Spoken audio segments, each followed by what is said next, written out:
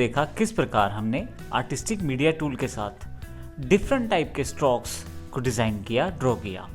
इस सेशन में हम देखेंगे कि हम किस तरह से पहले से दिए गए जो आर्टिस्टिक मीडिया स्ट्रोक्स हैं, शेप्स हैं, स्टाइल्स हैं, उनके अलावा अपने कस्टमाइज स्ट्रोक्स को भी क्रिएट कर सकते हैं। तो आइए देखते हैं ये हम किस प्रकार कर सकते हैं। सबसे पहले आप इसके लिए कुछ इमेजेस या जो भी आप ड्राइंग करना चाहते हैं, जिसको as a brush, as a spray use करना चाहते हैं, उसको बना लें। मैं यहाँ पे सिंपल ड्रॉ कर लेता हूँ। तो मेरे पास ये ड्रॉ हो गया है सर्कल। मैं इसको एज अ ब्रश यूज़ करना चाहता हूँ। इसके साथ ही एक और सर्कल और इन दोनों को यहाँ पे मैं जॉइंट कर देता हूँ। फिर इसके साथ एक और छोटा सा सर्कल, ताकि एक डिज़ाइन फॉर्मेट में मेरे पास ये क्रिएट हो जाए कुछ इस तरह से।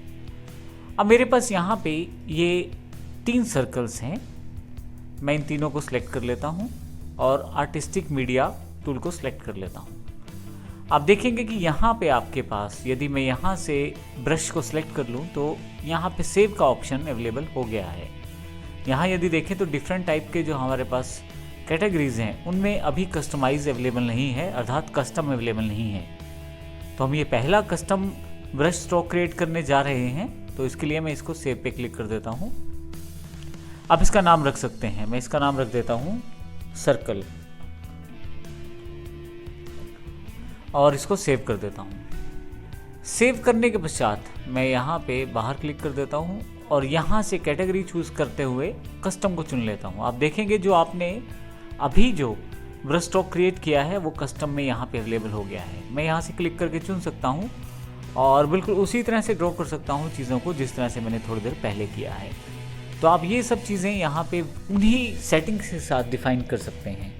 जैसे यहाँ पे मैं 2 डिफ़ाइन कर देता हूँ और उसके अकॉर्डिंग जो चीज़ें रहेंगी वो आपको बदली हुई वहाँ पे दिखाई देंगी। और यहाँ पे यदि मैं 3 कर देता हूँ तो आप देखेंगे कि शेप्स कुछ आपके पास डिफ़ाइन होनी शुरू हो गई हैं कलर वाइज। तो इस तरह से आप आसानी से डिफरेंट और कस्टमाइज शेप्स को बना सकते हैं और उन्हें as a brush stroke save करके रख सकते हैं। इससे आप आसान कर सकते हैं अपने कार्यों को कोरल ड्रा डिज़ाइनिंग में।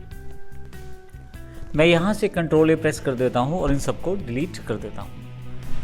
अब मैं यहाँ पे एक दूसरा एग्जाम्पल लेना चाहता हूँ। इसी कार्य को हम एक और तरीके डॉकर के साथ करेंगे, आर्टिस्टिक मीडिया डॉकर के साथ। आइए देखते हैं वो हम किस प्रकार कर सकते हैं।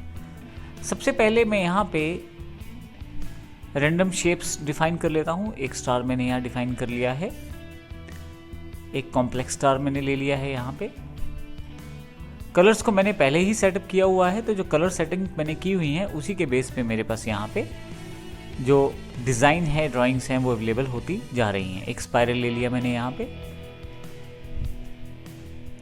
कुछ भी मैं शेप्स को यहाँ पे डिफाइन कर सकता हूँ जिस तरह का मैं स्ट्रोक बनाना चाहता हूँ। अब फिर से इन सबको मैं सिलेक्ट कर लेता हूँ विंडो डॉकर्स में। यहाँ से आप इफ़ेक्ट्स में जाएं और आर्टिस्टिक मीडिया डॉकर को क्लिक कर दें। अब देखेंगे जो आपने डिज़ाइन पहले यहाँ से यूज़ किए थे, जब हम यहाँ इसे सिलेक्ट करते हैं तो कुछ वैसे ही डिज़ाइन यहाँ पे अवेलेबल हो गए हैं।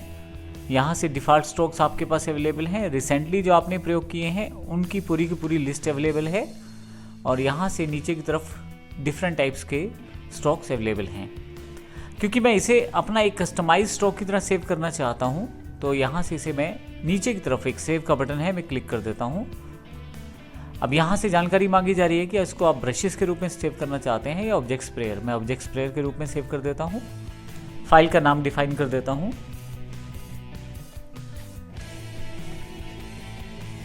माई स्ट्रोक के रूप में मैंने इसे डिफाइन कर दिया है। मैं इसे सेव कर देता हूँ।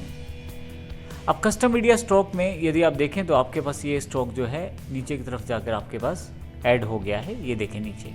मैं यहाँ से इसे क्लिक करके चूज़ कर सकता हूँ और फटाफट से इसे ड्रॉ कर सकता हूँ डिफरेंट टाइप के डिज़ाइनिंग के लिए। तो इस तरह से आप देखें मेरा जो काम है वो आसान हो गया है। तो इस तरह से कस्टमाइज आप ब्रश स्ट्रोक्स बना सकते हैं, उनका प्रयोग कर सकते हैं। अभी मैं इसको एस्केप कर लेता हूँ यहाँ से। यदि आपने पहले से कोई कस्टम स्ट्रोक बनाया हुआ है तो आप उसे डिलीट भी कर सकते हैं। आप सेलेक्ट करें उसे और यहाँ पे डिलीट का बटन है, आप डिलीट करें, यस करें, वो डिलीट हो जाएगा।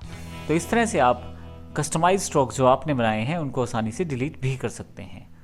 धन्यवाद।